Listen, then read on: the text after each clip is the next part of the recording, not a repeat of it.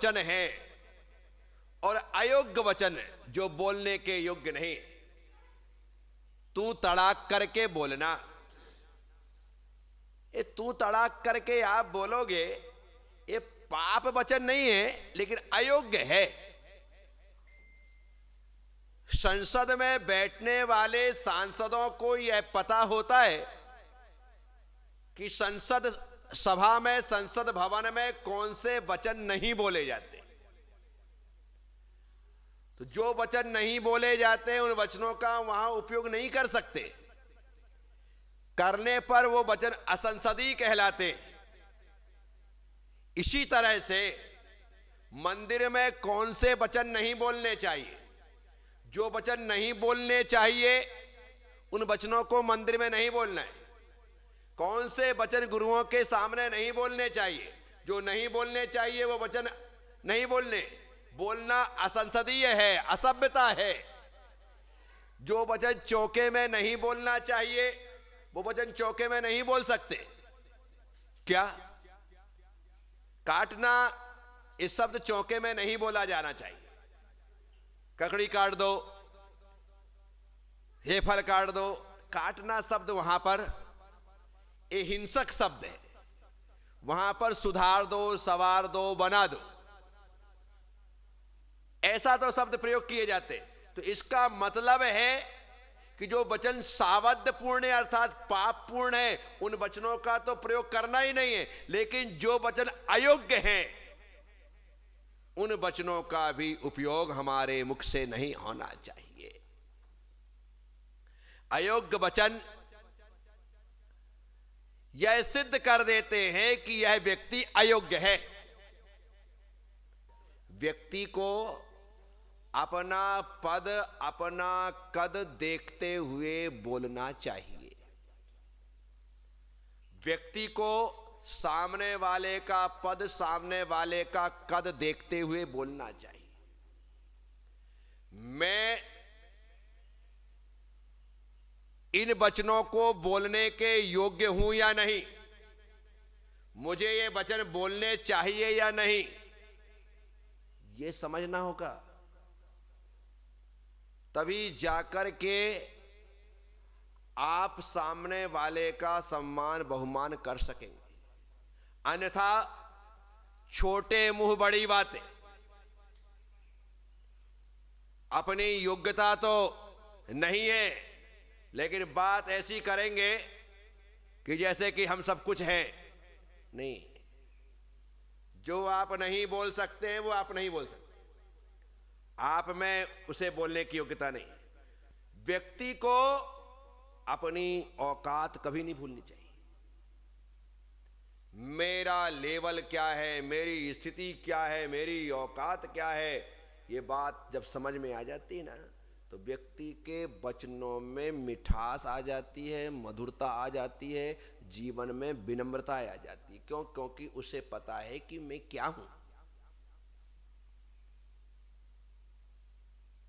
एक व्यक्ति पुण्यवशात राजा का मंत्री बन गया था, दर दर का भिखारी जो ठोकरें खा रहा था, पुण्यवशात मंत्री बन गया। मंत्री बनने के पश्चात उसे मंत्री का आसन मिला, रहने के लिए भवन मिला, सेवा के लिए नौकर चाकर मिले, आने जाने के लिए वाहन मिले, रथ मिले, सब कुछ मिला। और उसने जो स्थान रहने का मिला उसमें एक कमरा अत्यंत गुप्त बनाया, जहां सिर्फ वही जा सकता था, दूसरे व्यक्ति को वहां प्रवेश नहीं था। उस कमरे के अंदर उसने एक संदूक रखा। रोज कमरे में जाता, अंदर आधे घंटे रहता, वापस आ जाता। अब उसके मंत्री बन जाने पर अन्य लोगों को उससे बहुत तकलीफ हो रही थी।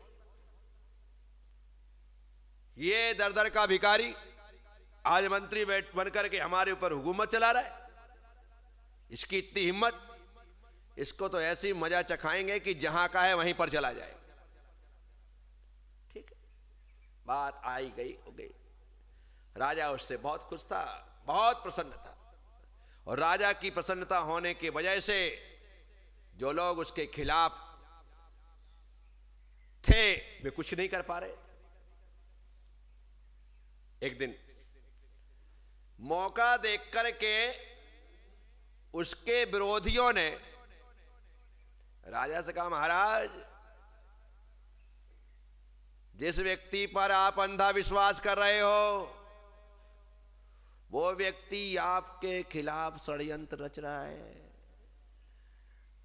अकेले कमरे में बंद होकर के वो ना जाने कौन से आपके खिलाफ चल रहा है। आज आपने उसे मंत्री बना दिया, हो सकता है वो राजा बनने की तैयारी में हो महाराज, इसलिए सावधान। हमारा पद गया, हमको इस बात की तकलीफ नहीं है, कहीं आपका चला गया तो फिर क्या होगा। महाराज के कान खड़े हो गए, बोले आपको विश्वास ना हो तो जहां जिस कमरे में बंद होकर के वह काम करते हैं आप कान लगा करके सुनना क्या चल रहा है अंदर।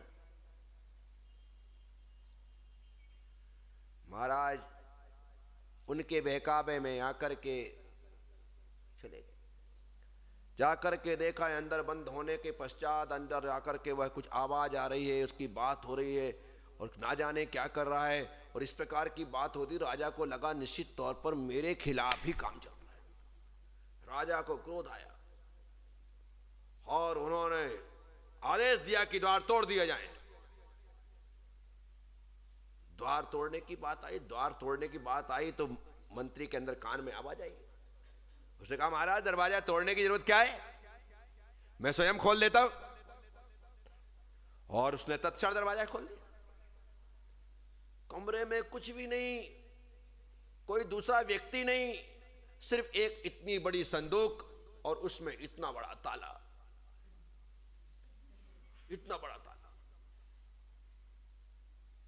महाराज ने मंत्री को देखा, क्या कर रहे हो? कुछ नहीं महाराज। साथ साथ बताओ, तुम रोज कमरा बंद करके क्या करते हो? कुछ नहीं करता महाराज। तुम्हें बताना पड़ेगा कि तुम करते क्या हो। महाराज बताऊंगा तो फिर आपका मंत्री नहीं रहूंगा, पहले ये मंत्री पद त्याग करता हूं, उसके बाद आपको रहस्य बताऊंगा। महाराज के सामने समस्या है, एक अच्छे मंत्री को छोड़े या फिर पर लोगों के उकसाने पर। महाराज ने कहा कि यदि ऐसी बात है तो छोड़ दो मंत्री पद, लेकिन बताओ कि आखिर संदूक में क्या है। ठीक है महाराज, आज से मंत्री पद त्याग, ये ताज, ये वस्त्र, ये आभूषण, ये सब ले लीजिएगा। तुरंत उन्होंने कपड़े सब उतार दिया। कर क्या रहे हो? बस महाराज मंत्री पद त्याग। ताला खोला और उससे संदूक खोलने के बाद अपने वो फटे पुराने कपड़े पहने और निकल गया। बोले ये क्या है? महाराज ये मेरी औकात, मैं यही था, मैं अपने आप से कहता था कि बेटा सब कुछ भूल जाना, अपने अतीत को मत भूलना। ये राजाओं और महाराजाओं का कोई भरोसा नहीं है। आज तेरे ऊपर फिदा होकर के मंत्री बना रखा है, कल फिर दर दर का भिखारी बना दे। महाराज बस मैं जहां था वहीं ठीक हूं। कपड़े पहने और निकल गया।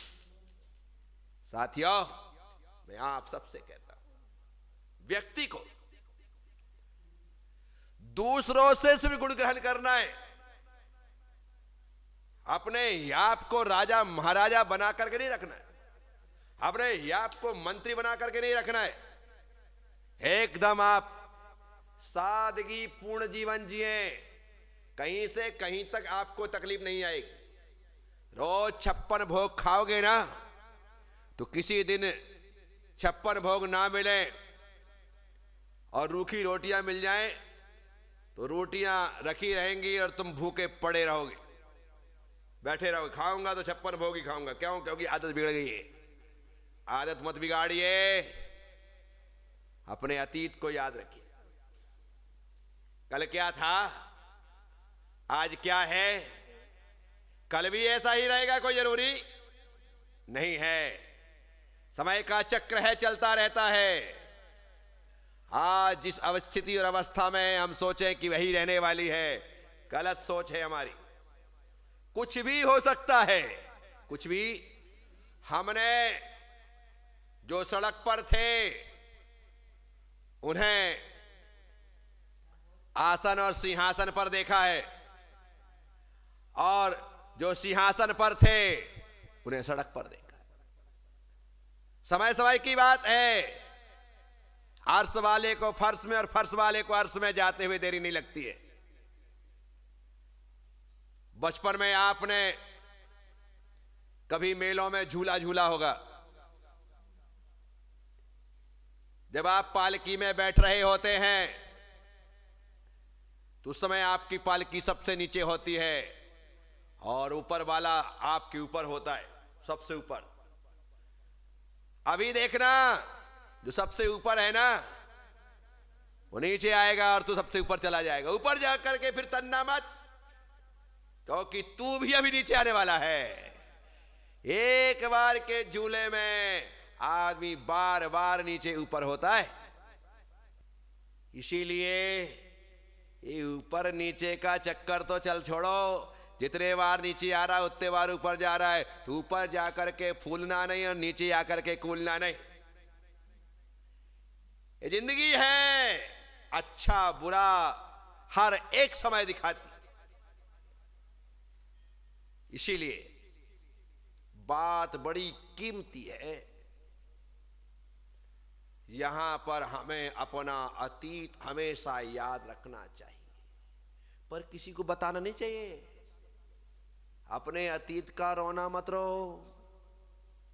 ये आपको खुद को समझ करके चलना है कि मेरा अतीत ऐसा था, बस रोने की आवश्यकता। अतीत कितना भी बुरा हो उसे कभी किसी के सामने बताने की आवश्यकता नहीं है, लेकिन भूलने की जरूरत भी नहीं है। याद हमेशा रखना, लेकिन बताना किसी को बताना नहीं। याद रखना, खुद के लिए याद रखना है। अन्यथा लोग तुम्हारी मजाक उड़ा उड़ा करके तुम्हें फुटबॉल बना देंगे।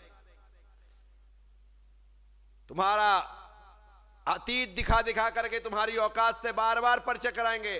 पता है क्या था, बताया तब तो पता चला ना। बताते नहीं तो कैसे बोलता है आदमी। अपनी इज्जत को हम स्वयं बाट लगाते। सब कुछ करने का अपना अतीत याद रखना, लेकिन बताना किसी को